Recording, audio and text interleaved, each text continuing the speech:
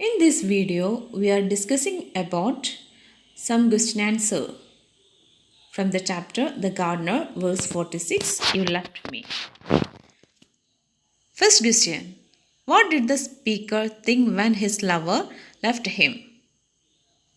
തൻ്റെ ലവർ തന്നെ ഉപേക്ഷിച്ചു പോയപ്പോൾ എന്താണ് അതിലത്തെ സ്പീക്കറിന് തോന്നുന്നത് എന്ന്. According to the speaker, he should mourn for his lover, but the time is short. ഈ കവിതയിലെ സ്പീക്കറിന് തോന്നുന്നത് എന്താണെന്ന് വെച്ചാൽ തൻ്റെ കാമുകിയെക്കുറിച്ച് ഓർത്ത് താൻ വിലപിക്കണം എന്നാണ് പറയുന്നത്. പക്ഷേ സമയം വളരെ ചെറുതാണ്, സമയത്തിന് വളരെ മൂല്യമുണ്ട്, അത് വളരെ കുറച്ചേ ഉള്ളൂ. So the love he feels for a woman is only a cause for him writing magical verses in which he glorifies life. അതുകൊണ്ട് തന്നെ അദ്ദേഹത്തിന് ആ ഒരു കാമുകിയെക്കുറിച്ച് വിലപിക്കുന്നതിന് പകരം അത് തനിക്ക് മാജിക്കൽ വേഴ്സസ് എഴുതാനുള്ള ഒരു കാരണമായി മാറ്റാനാണ് അദ്ദേഹം ആഗ്രഹിക്കുന്നത്. While physical and emotional love is only one of its wonderful elements. പിന്നെ ആ ഒരു മാജിക്കൽ വേഴ്സസിൽ അദ്ദേഹം ഗ്ലോറിഫൈ ചെയ്യുന്നത് ലൈഫിനെ കുറിച്ചായിരിക്കും. ഈ ഒരു ഫിസിക്കൽ ഇമോഷണൽ ലവ് എന്നൊക്കെ പറഞ്ഞാൽ ലൈഫിൻ്റെ വണ്ടർഫുൾ എലമെൻറ്റ്സ് ആയിട്ടാണ് അദ്ദേഹം കാണുന്നത്. Next question. According to the speaker, what is heroic and why?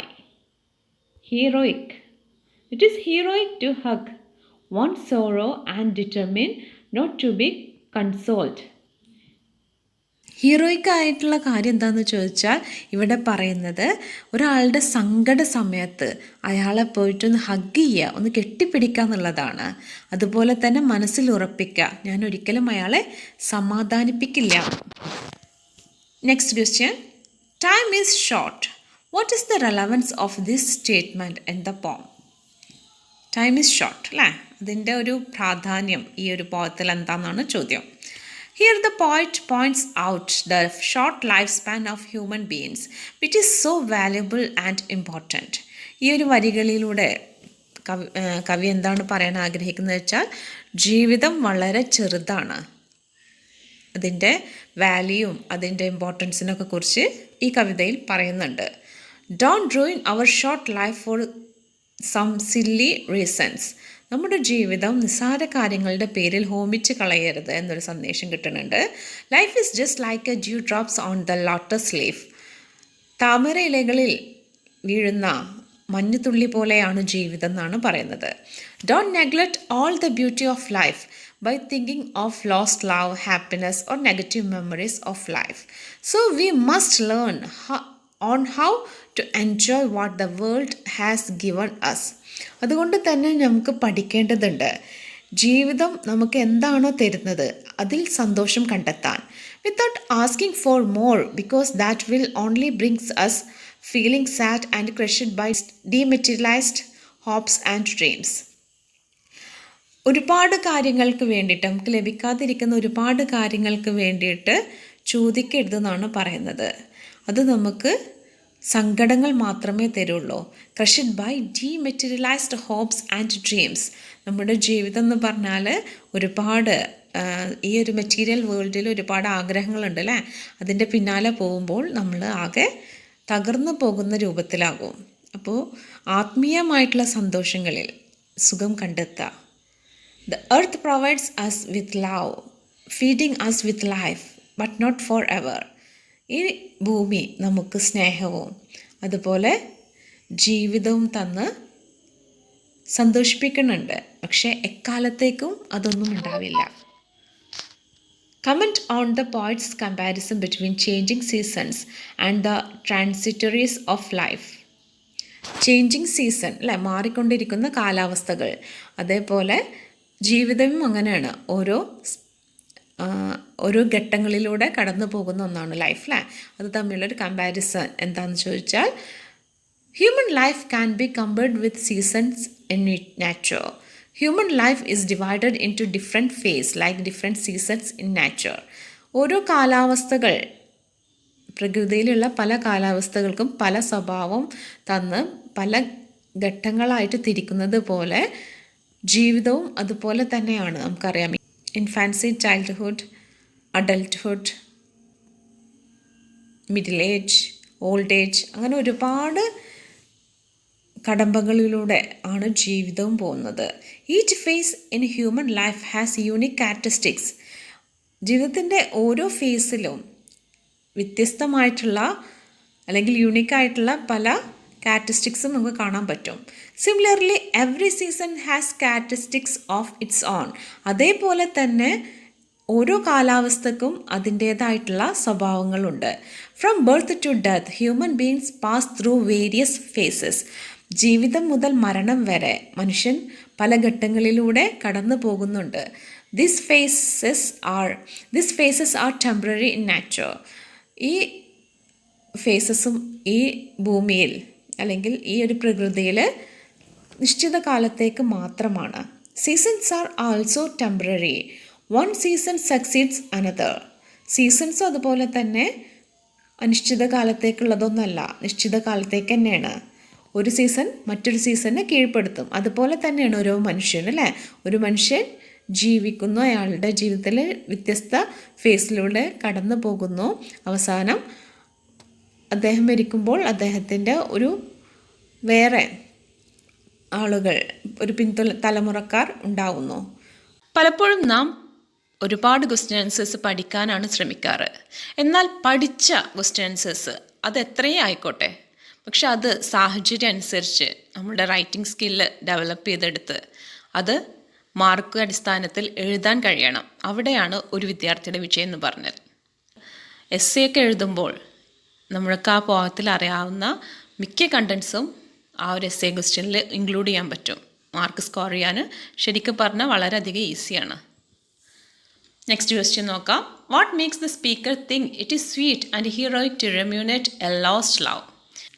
എന്തുകൊണ്ടാണ് പോയിറ്റ് പറയുന്നത് തൻ്റെ നഷ്ടപ്പെട്ട പ്രണയം അയവിറക്കാന്നുള്ളത് സ്വീറ്റ് ആൻഡ് ഹീറോയിക് ആണെന്ന്?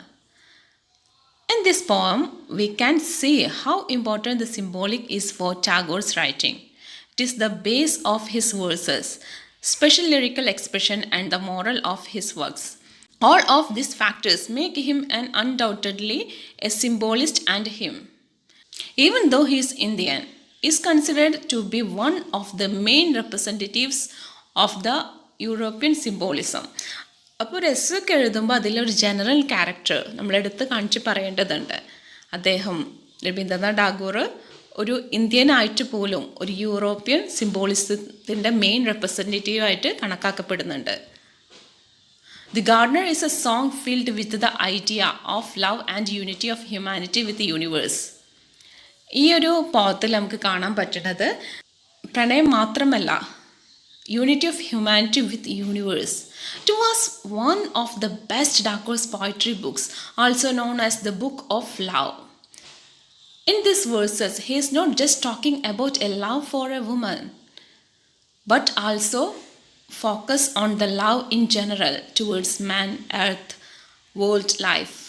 ഈ കവിതയിലൂടെ രവീന്ദ്രനാഥ് ടാഗോർ കേവലം ഒരു സ്ത്രീയെ മാത്രം പ്രണയിക്കുന്നതിനെ കുറിച്ചിട്ടല്ല പറയുന്നത്. മനുഷ്യർക്ക് ഈ ലോകത്തോട്, ഈ പ്രപഞ്ചത്തോട്, അതുപോലെ മനുഷ്യർക്ക് മനുഷ്യന്മാരോട്, ജീവിതത്തോട് ഒക്കെയുള്ള ഒരു പ്രണയത്തെക്കുറിച്ച് ഈ കവിതയിൽ പറയുന്നുണ്ട്. The love he feels for a woman is only a cause for him writing magical verses in which he glorifies life, while physical and emotional love is only one of the wonderful elements. ഇനി നമുക്ക് next versus നോക്കാം. Where the mind is without fear. Verse 35, Gitanjali. This is the first question. What is the central idea of poem where the mind is without fear? The title of the poem where the mind is without fear, അതിൻ്റെ theme, central idea എന്ന് പറഞ്ഞാൽ this is a prayer to God. ദൈവത്തോടുള്ള ഒരു പ്രാർത്ഥന എന്നുള്ള പേരിൽ തന്നെയാണ് ഈ ഗീതാഞ്ജലി ആദ്യ കാലഘട്ടത്തിൽ അറിയപ്പെട്ടിരുന്നത്. Tagore ask him to awaken his country into the heaven of freedom, where there is total freedom of good thoughts, good words and good actions. ഇവിടെ മനുഷ്യൻ്റെ യഥാർത്ഥ സ്വാതന്ത്ര്യത്തെക്കുറിച്ചാണ് സംസാരിക്കുന്നത്. അവിടെ മനുഷ്യൻ്റെ ചിന്തകൾക്കും വാക്കുകൾക്കും പ്രവൃത്തികൾക്കെല്ലാം പൂർണ്ണ സ്വാതന്ത്ര്യമാണ് വേണ്ടത്. What does Gitanjali 35 mean? The poet prays to God for an ideal country and speaks a few demands that may allow a nation to live peacefully, become prosperous, and the development to reflect everywhere. ഈ ഒരു കവിതയിലൂടെ പോയിറ്റ് കുറച്ച് demands മുന്നോട്ട് വെക്കുന്നുണ്ട്. അത് നമ്മുടെ രാജ്യത്തെ വളരെയധികം സമാധാനത്തോടും അതുപോലെ ഐശ്വര്യത്തോടും നല്ല രീതിയിൽ പ്രോഗ്രസ് ചെയ്യുന്ന ഒരു കൺട്രി ആയിട്ട്, ഒരു രാജ്യമായിട്ട് ഈ ലോകത്ത് തന്നെ പ്രതിഫലിക്കാൻ വേണ്ടിയിട്ട് കുറച്ച് ഡിമാൻഡ്സ് അദ്ദേഹം മുന്നോട്ട് വെക്കുന്നുണ്ടെന്നാണ് പറയുന്നത്. What is the main theme of Gitanjali? The major theme in Gitanjali is devotion to God. This paper focuses on the Indian philosophical aspects and the theme of devotion in Rabindranath Tagore's Gitanjali. Gitanjali focuses on all-pervading presence of God everywhere. Gitanjali brings its reader into direct contact with the infinite. ഈ ഒരു കവിതയിലൂടെ അദ്ദേഹം വായനക്കാരെ ആ ഒരു അനന്തമായ ഈശ്വരൻ എന്നുള്ള സങ്കല്പത്തിലേക്ക് എത്തിക്കുകയാണ്. തൂണിലും തുരുമ്പിലും എല്ലായിടത്തും ഈശ്വരൻ ഉണ്ടെന്ന് നമ്മൾ പറയാറുണ്ട് അല്ലേ?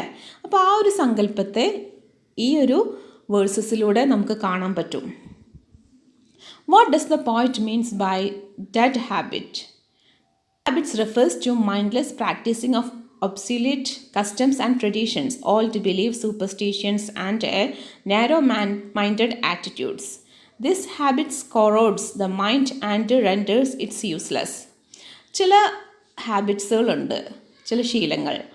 അതെന്ന് പറഞ്ഞാൽ വളരെ പഴക്കം ചെന്ന ട്രഡീഷണൽ ആയിരിക്കും, ചിലപ്പോൾ സൂപ്പർസ്റ്റിഷ്യൻസ് ആയിരിക്കും. സൂപ്പർസ്റ്റിഷ്യൻസ് മീൻസ് അന്ധവിശ്വാസങ്ങൾ അല്ലേ? അന്ധവിശ്വാസങ്ങളായിരിക്കും. ചില ആചാരങ്ങളുണ്ട്, ആചാരാനുഷ്ഠാനങ്ങൾ, മനുഷ്യർക്ക് ഒരു തരത്തിലും ഗുണം ചെയ്യാത്ത, ഉപദ്രവം ഉണ്ടാവുന്ന ചില ആചാരാനുഷ്ഠാനങ്ങളുണ്ട്.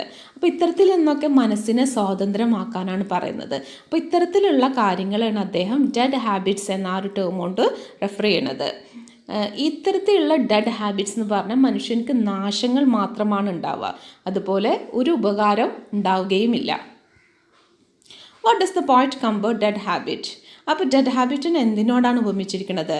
Dead habits are compared to desert sand because these superstitious beliefs block the way of progressive thoughts just as a desert can block the way of a clear stream. ഒരു മരുഭൂമി ഒഴുകിക്കൊണ്ടിരിക്കുന്ന അരുവിക്ക് തടസ്സമാകുന്നത് പോലെ ഈ ഡെഡ് ഹാബിറ്റ്സ് ഒരു മനുഷ്യൻ്റെ വിജയത്തിന് അല്ലെങ്കിൽ പ്രോഗ്രസ്സിന് തടസ്സമാണെന്നാണ് പറയുന്നത്.